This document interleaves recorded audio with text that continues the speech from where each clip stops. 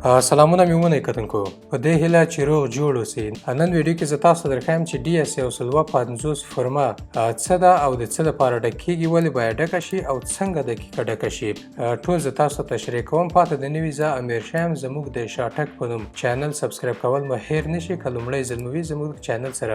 تر ټولو لومړی دغه فورمه د SIV اپلیکیشن لپاره ډک کیږي. که دا فورمه تاسو SIV اپلیکیشن لپاره تاسو نوملیکنه کوئ، دا فورمه باید حتمي ده تاسو ورسره ډکه کوي. که دا فورمه تاسو ډکه نه کوئ، ستاسو SIV اپلیکیشن میس ډاکومنټیشن خوري او تاسو ته حتمي ځواب راځي چې تاسو دا فورمه باید ډکه کوئ. بیا هم که دا سمه دقیقه ډکه نه کوي او کوم ځای پکې پرېږدئ، بیا هم تاسو ته ځواب راځي. نو لومړی راځو چې دا څنګه دقیقه ډکېږي. ټول دانه دانه تاسو ته تشریح کوم. البته که تاسو غواړئ چې SIV ته نوملیکنه وکړئ، د SIV په اړه مکمل ټول معلومات ما په خپل چینل کې تشریح کړي دي. دلته لکه دلته تاسو دا ویډیو ګورئ، مکمل کوم نور اسنادونه سره په کار کیږي، ترڅنګ او کوم ایمیل ته لیږل کیږي. په ایمیل کې باید څه ولیکل شي، دا ټول ما تشریح کړي دي. د P2 په اړه، د SIV په اړه زموږ چینل ته لیدنه وکړئ او دلته ډېر ویډیوګان دي. امکان لري چې بعضې ویډیوګانې ستاسو په درد وخوري. نو لومړی راځو DS150 فورمه د کوم ځای نه واخلو. سمه ده، په ګوګل کې تانا نوشته کوئ. په ګوګل کې DS150 دا چې نوشته کړو، د امریکا دغه دولتي سایټ خلاصیږي. دغه سایټ چې خلاص په اخر کې دا تاسو ګورئ چې دلته PDF نوشته شوی ده. په دې لینک چې کلیک وکړو راسته موږ فورمې ته رسوي. دغه فورمه د ملګرو سمه ده. ټول تقریبا 60 برخې لري تر اخره پورې. نو راځو لومړنۍ برخې ته. لومړنۍ دلته لاست نیم خپل تخلص نوشته کوو. د مثال په توګه لکه زه چې شاه نوشته کوم. بیا دلته دویم بخش کې مکمل نوم نوشته کوو.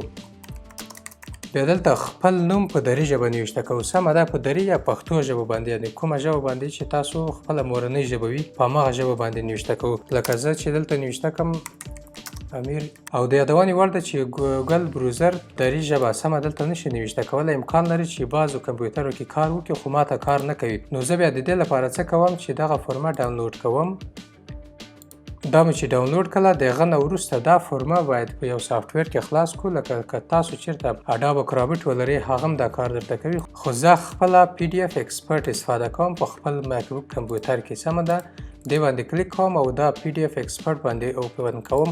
تاسو کولی شئ دا اډاب کرابټ او اډاب ایډیټر ټولو نه کار واخلئ. امکان لري چې تاسو ته بیا کار وکړي. سمه ده، ګورئ دا چې ما څنګه ډاونلوډ کړل هغه زما نوم صحیح راغی په دې سافټویر کې، یعنې کوم مشکلات پکې رانغلل. نو راځو دلته په خپله ژبه باندې خپل نوم نوشته کوو، امیر شاه. سمه ده، بیا که شاه تخلص ورسره ورکړم د مثال په توګه زه ورکوم. نو اوس دلته موږ کولی شو چې دري نوشته کړو. د یادونې وړ د ملګرو ښه، دلته باید په خپله ژبه په دري یا پښتو باندې دلته نوم نوشته شي. که بیا هم ستاسو کمپیوټر د دې وړتیا نه لري، لکه زما بروزر کې نه نوشته کېدل او ستاسو کمپیوټر د دې وړتیا نه لري چې تاسو ته په دې فورمه کې دري یا پښتو نوشته کړي، تاسو کولی شئ چې دا پرنټ کړئ. کله مو چې پرنټ کړه د امضا دپاره په هغه وخت کې قلمي نوشته کړئ په دې باندې. او بهتره ده چې تور قلم واوسي او پاک سوتره نوشته شي، چې دا وویل شي، یعنې ډېر ښه پاک سوتره نوشته شي. قلمي بیا هم کار کوي. سمه ده، که کمپیوټر کې نوشته کولی شي تاسو کمپیوټر کې نوشته کوئ. راځو دریم بخش، کلین اور ټرایب، خپل قومیت یا مذهب. سمه ده، قومیت زموږ پښتون ده. صحیح ده،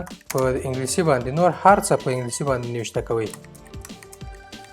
پښتون. صحیح ده، د هغه نه وروسته که کوم بل نوم یا تخلص مو کارولی په کوم ځای کې دلته هغه نوشته کوئ. کم نوي کې کارولی NA نوشته کوي یا نان نوشته کوي.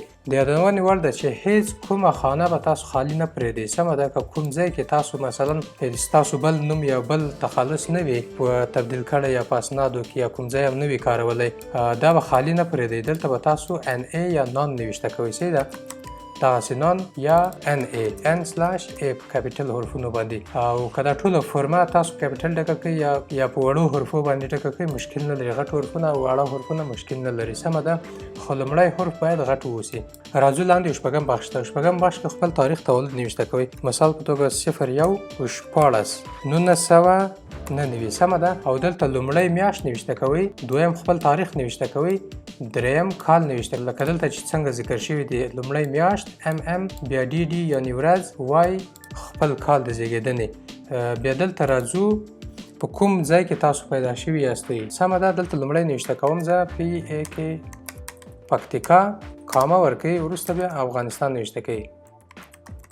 یعنې زه پکتیکا ولایت کې پیدا شوی یم په افغانستان کې. سمه ده، ولایت او هیواد ذکر کوئ. دې نه وروسته بیا لاندې راځو پاسپورټ نمبر. مثلا د مثال په توګه پاسپورټ نمبر 1 2 3 4 5 6 خپل هغه پاسپورټ نمبر نوشته کوئ او دلته هم تاسو خپله تذکره نمبر نوشته کوئ. سمه ده، که الکترونیکي وي په دې توګه وي او که هغه پخوانی کاغذي وي هغه نوشته کوئ، د خپلې تذکرې نمبر نوشته کوئ. البته بیا درته ووایم چې دغه نومونه د هر څه تاسو رسوئ باید بهتره ده چې د خپل پاسپورټ له مخې ورسوئ، او که پاسپورټ نه لرئ د خپلې تذکرې له مخې ورسوئ. باید ستاسو اسنادو سره مطابقت وکړي.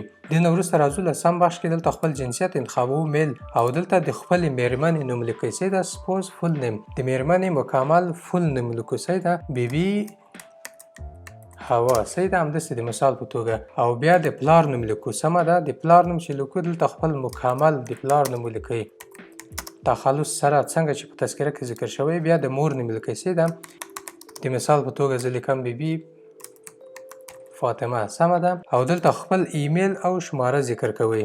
هغه شماره چې همیشه فعال وي، هغه ایمیل چې د کوم ایمیل نه تاسو دوی ته د اپلیکیشن لیږئ، د اساوي مکمل پیکیج لیږئ. نو دلته خپل فقط ایمیل ولیکئ او د هغه نه وروسته کامه ورکئ. دلته بیا خپله شماره نوشته کوئ. سمه ده.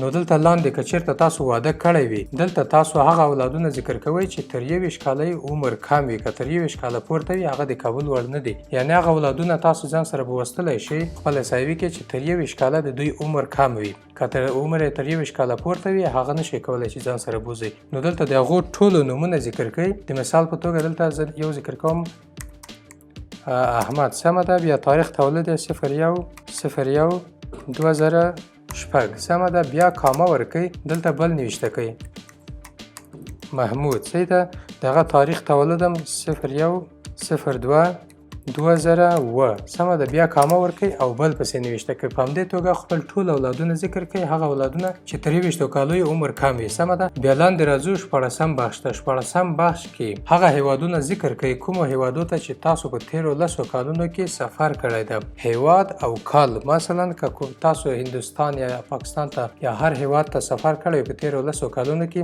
هغه هیواد دلته ذکر کوئ. د مثال په توګه زه ذکر کوم انډیا. سیده. بیا په کوم کال کې تاسو سفر کړی وو؟ 2019 کې. بیا کامه ورکوئ، بل هیواد ذکر کوئ پاکستان. سمه ده. دلته تاسو په کوم کال کې تللي وو؟ تقریبا 2020 کې. سمه ده. بیا کامه ورکوئ، بل هیواد. ټول هیوادونه ذکر کوئ. او که نه وي تاسو کړلي او سفر مو بل هیواد ته نه وي کړی، په افغانستان کې پاتې شوي یاستئ، فقط دلته نان نوشته کوئ. سمه ده. نان یا N/A. او دلته هغه هیوادونه ذکر کوي چې تاسو ته پاسپورت درکړی وي. لکه بعضې کسان چې دوه تابعیته وي، هم د جرمني پاسپورت لري هم د افغانستان پاسپورت لري، یا د هر کشور پاسپورت که تاسو بل لري هغه ذکر کوي. او که د تنه د افغانستان لري نو تنه افغانستان ذکر کوي، خالی مه پرېږدئ. سمه ده. تاسو که د افغانستان پاسپورت اخیستی وي افغانستان ذکر کوي دغسې. سمه ده. او که پاسپورت نه وي اخیستی بیا نان یا N/A ذکر کوي. او که کوم بل هیواد پاسپورت ورسره لرئ کامه هغه هیواد هم ورسره ذکر کوي. سمه ده. او په 18م بخش کې دلته یعنې تاسو نه کله کوم پاسپورت ورک شوی ده یا درنغلا شوی دی، هو که نه، که درنغلا شوی یا ورک شوی کوم پاسپورت مو یس باندې کلیک وکړئ، که نه وي درنه ورک شوی نو باندې کلیک وکړئ. سمه ده.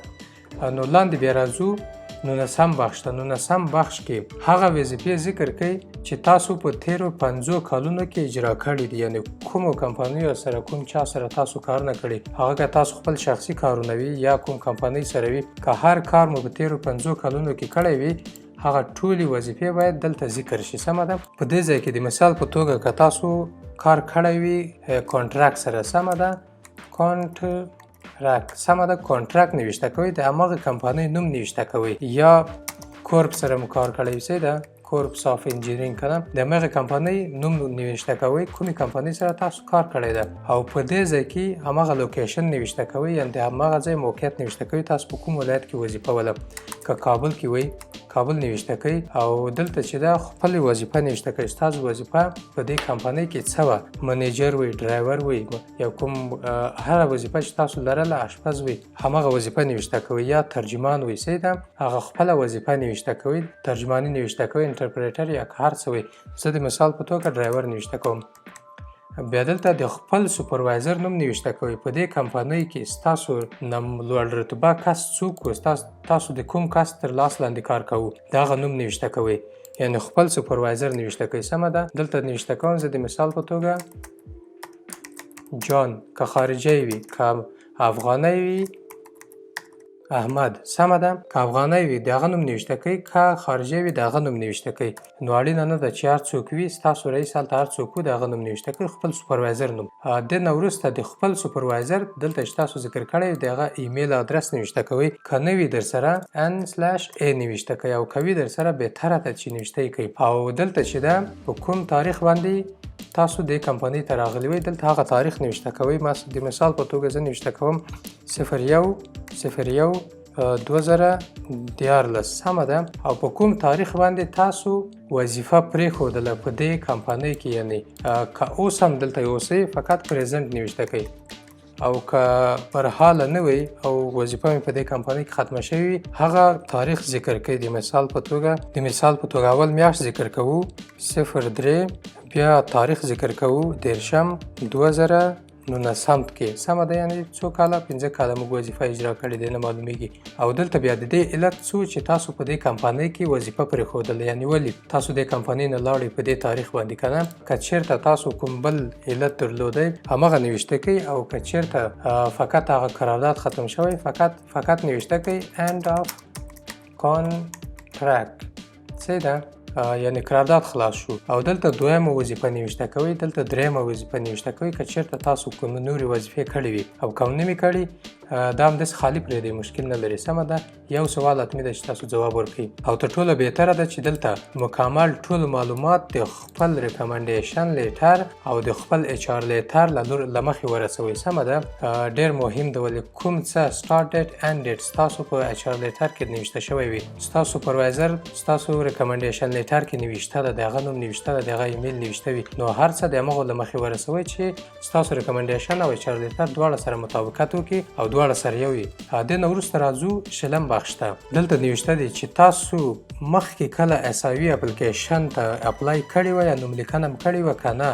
اول داسې ډېر کسان دي چې هغوی مخکې نوملیکنه کړې وي، بیا نوملیکنه کوي، هغه کیس ډینای شوی وي یا کوم مشکلاتو لري پر مخ نه یې تللی. که چېرته تاسو کړی وي او کیس نمبر درته راغلی وي، هغه کیس نمبر دلته ذکر کوئ. سمه ده.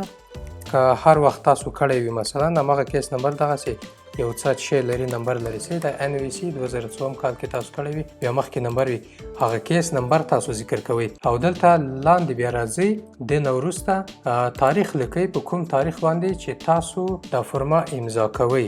دلته د نن ورځ، یعنې نن تاسو ډکه کله او نن تاسو امضا پې کوئ، دلته هغه تاریخ ولیکئ. د مثال په توګه دا فرما ما نن ډکه کړه او زه دلته د نن ورځ تاریخ پکې رسوم، چې د 12 میاشت او 12 تاریخ 2021 تاریخ لومړی میاشت نوشته کوئ، بیا ورځ، بیا کال.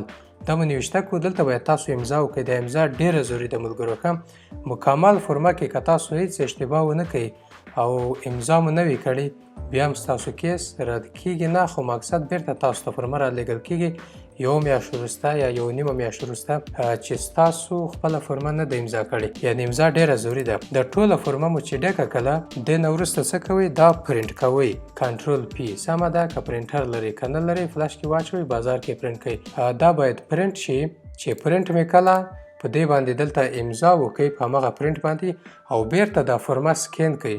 کوشش وکړئ چې داسې پاکه سوتره سکین شي چې ولولل شي، یعنې ډېره خیره نه وي. سمه ده. بیرته مو چې سکین که، نو دا خپل پیکیج سره تاسو کولی شئ اټاچ کړئ، PDF فایل ترې جوړ کړئ. هغه پیکیج څنګه جوړیږي، کوم ایمیل ته بیا لیږل کېږي، د دې ترڅنګ نور کوم اسنادونه پکار کېږي، مکمل ټوله ویډیو ما په تفصیل جوړه کړې ده.